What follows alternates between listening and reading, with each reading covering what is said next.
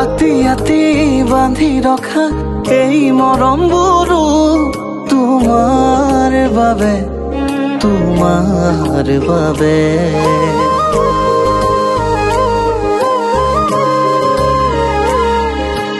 আকি আকি বুকুত থোৱা এই আবেগৰে ৰং তোমাৰ বাবে তোমাৰ বাবে আতি আতি বান্ধি ৰখা এই মৰমবোৰো তোমাৰ বাবে তোমাৰ বাবে আকি আকি বুকুত থোৱা এই আবেগৰে ৰং তোমাৰ বাবে তোমাৰ বাবে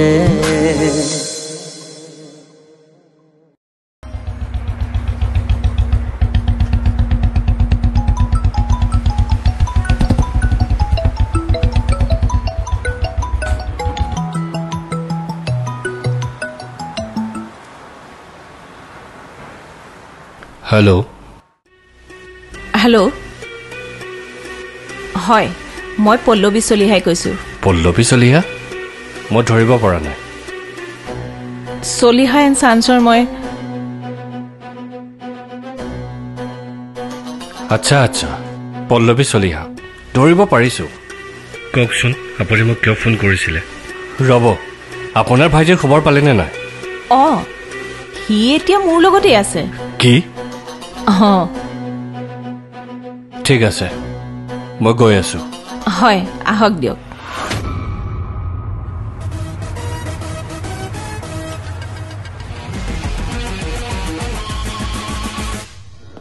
ঐ বাইদেউ তই মোক ইয়ালৈ বচাবলৈ আনি এতিয়া পুলিচক মাতিছ যে আচলতে তই কি কৰিছ মই ঠিক ধৰিব পৰা নাই দেই এতিয়াই চিঞৰ বাখৰ কৰি নাথাক সময়ত গম পাবি চাইড থাক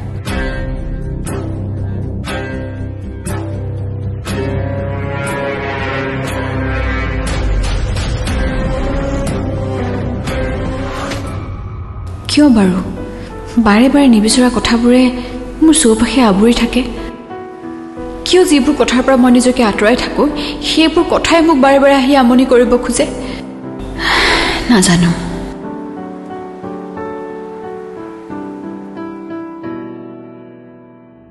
কথাটো ক'বনে ৰাতি ট্ৰেইনত যাব নালাগে কাইলৈ দিনতে গুচি যাব হ'ব বাইদেউ কথাটো নকয় কিয় কোনটো কথা মই যে ক'ব দিছিলোঁ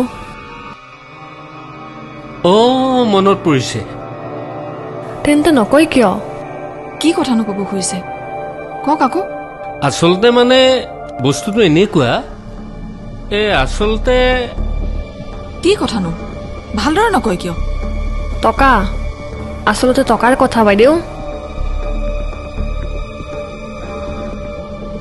টকা কাক লাগে টকা মোক মানে আমাক লাগে ইমান কম টকাত আচলতে চলিবলৈ কষ্ট হয় দিয়কচোন আমি বাৰু কেনেকৈ চলিম কওকচোন মই এওঁক কৈছিলোঁৱে বাইদেৱে নিজে ভাবি কিবা এটা কৰিব আমিনো কিয় ক'ব লাগে তহঁতক মানে এইখিনি টকাই নোজোৰা হৈছে পাখি গজা আৰম্ভ হ'লেই মানে মমতা বা কোন অনুসয়া নেকি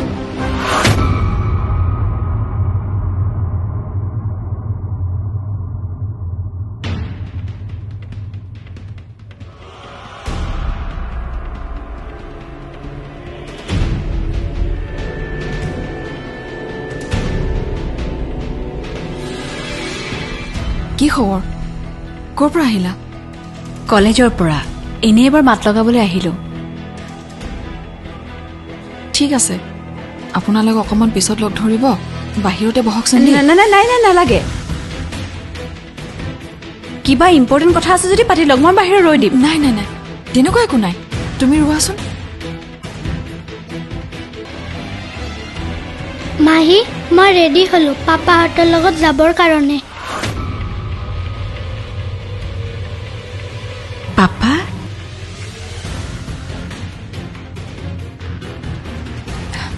কৈ আছো ৰবা। দীপু তুমি এটা কাম কৰাচোন বাবা। কি মাহী?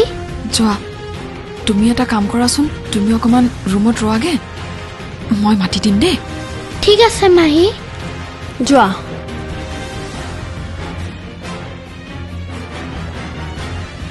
আপোনালোকেও যাওকচোন, মই মাতি দিম পিছত দেই। ঠিক আছে বাইদেউ।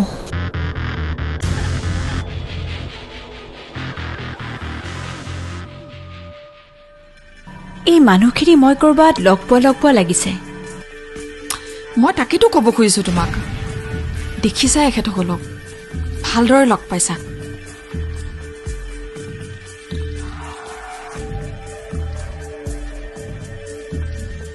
লগ পাইছোতো, মনত পৰিলে।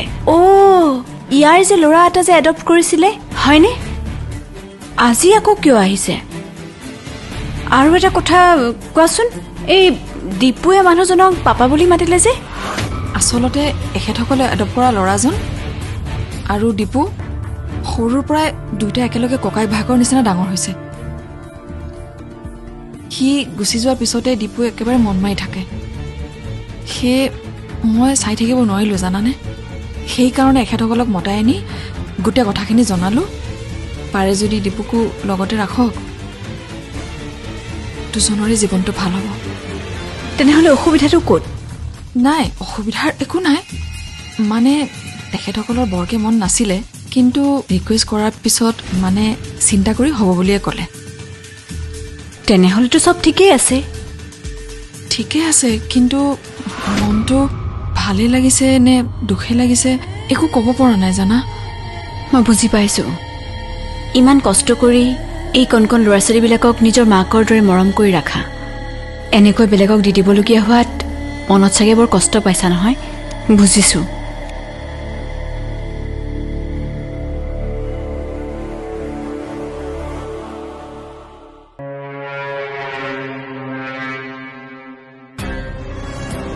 কি হ'ল? ভূত দেখাৰ দৰে দৌৰি আহিছো যে? পুলিচ হয়, DSP দখৰাজ আহিছে।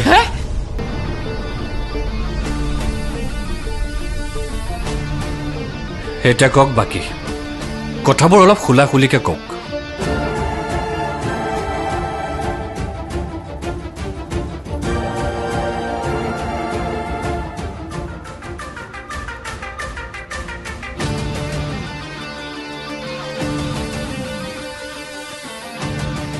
বেছি দূৰলৈ নাযাব, নহ'লে বিপদ আপোনালোকৰে হ'ব।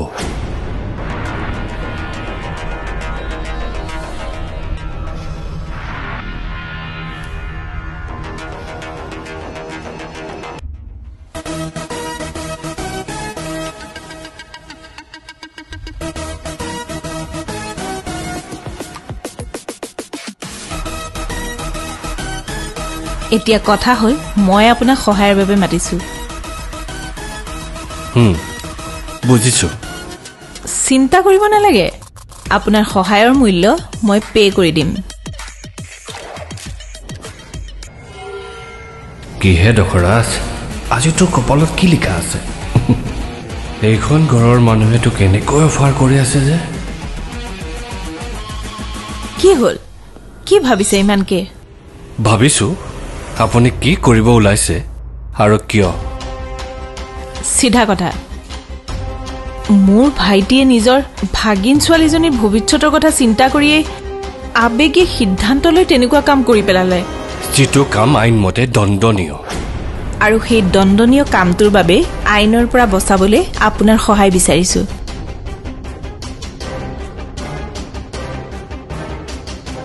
কওক, এতিয়া কি কৰিব? আইন শৃংখলা ৰক্ষাৰ বাবে আমি আছো। অপৰাধীক যদি এৰিয়ে থাকোঁ, তেন্তে আমি থকা নথকাটো একেই হ'ব। 5 লাখ? 5 লাখ দিলে হ'ব নিশ্চয়। মানি লৈছোঁ আপুনি বিজনেছমেন পৰিয়ালৰ পৰা বিলং কৰে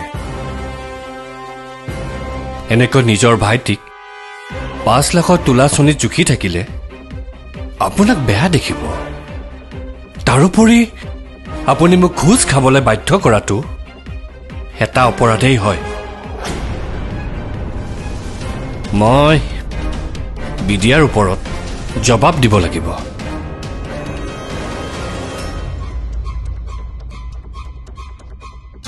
খেলখন ইমান সহজ নহয় মেডাম আপুনি যিমান সহজ বুলি ভাবিছে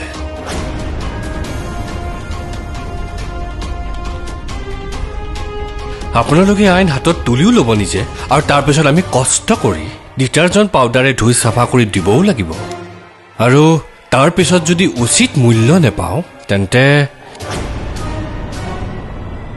কেনেকৈ হ'ব ডিচাইড সোনকালে কৰক নহ'লে মই সিহঁতক এৰেষ্ট কৰি এতিয়াই লৈ যাম বাকীখিনি আপুনি কোৰ্টত কৰি থাকিব ইমান অধৈৰ্য হৈছে কিয় জানেই দেখোন ধৈৰ্যৰ ফল সদায় মিঠাই হয়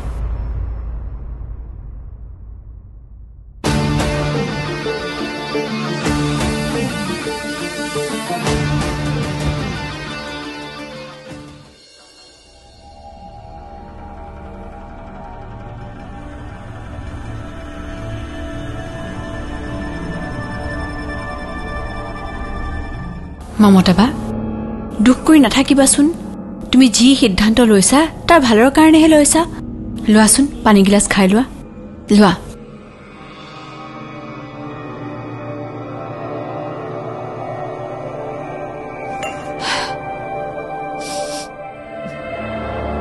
মোৰ বেয়া লাগিছে এইভাবে যে আজি আকৌ ল'ৰা এজনক হেৰুৱাই দিলো জীৱনত আকৌ কেতিয়াবা লগ পাম নে নাপাম একোৱে নাজানো বুজিছো কিন্তু তুমি বেছি ভাবি নাথাকিবাচোন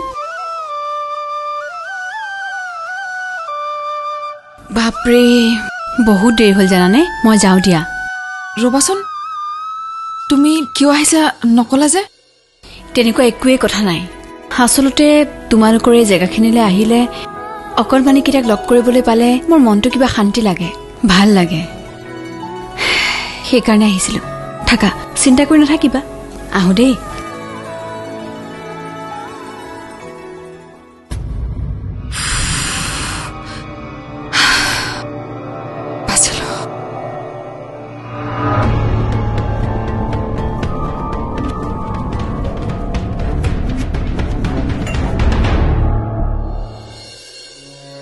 $15 দিম হ'বনে আপুনিও যে কথা কয় আৰু মেডাম মাছৰ বজাৰত এনেকৈ বাৰ্গেনিং কৰে দুজন মানুহক কেছৰ পৰা বচাব লাগিব আপোনাৰ ফেমিলিৰ মানুহখিনিকো বচাব লাগিব 15ত কেনেকৈ হ'ব মেডাম দুজন মানে দৰ্পণ আৰু সীমান্ত মই দৰ্পণৰ কথাহে কৈ আছো সীমান্তক যি কৰে কৰক হয় নেকি ঠিক আছে মই সীমান্তক নধৰো কিন্তু সি অকলে জেললৈ যাবনে যদি যায় দৰ্পণৰ নাম নক'ব নেকি মই মেনেজ কৰিম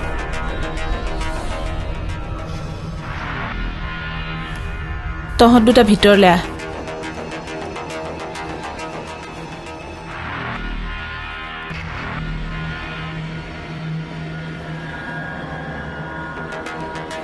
দৰ্পণ এটা কথা আছে কি কথা তহঁত দুইটাকে বচাবলৈ মই ট্ৰাই কৰি এখেতৰ লগত কথা পাতিছিলোঁ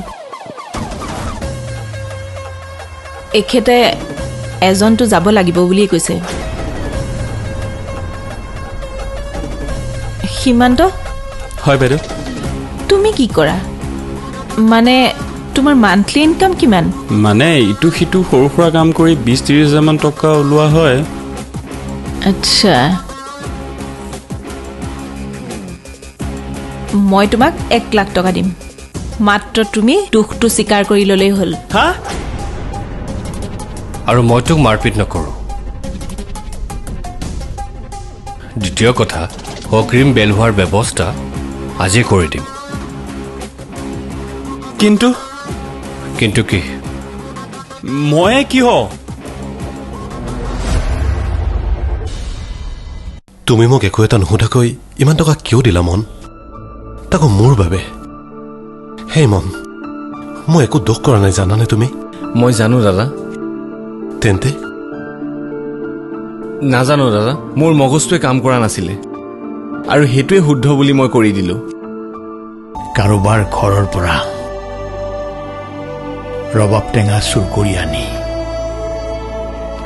লঠিয়াই ফুটবল খেলিছিলো নিয়ম কানুন একো নাজানিছিলো মুঠতে দুইফালে দিয়া চিন দুটাৰ মাজত থিয় হৈ থকা হৰেণ আমাৰ সেই যে হৰেণ থিয় হৈ থাকে তাৰ দুই ভৰিৰ মাজেৰে সৰকাই দিব লাগে তোমাৰ বাবে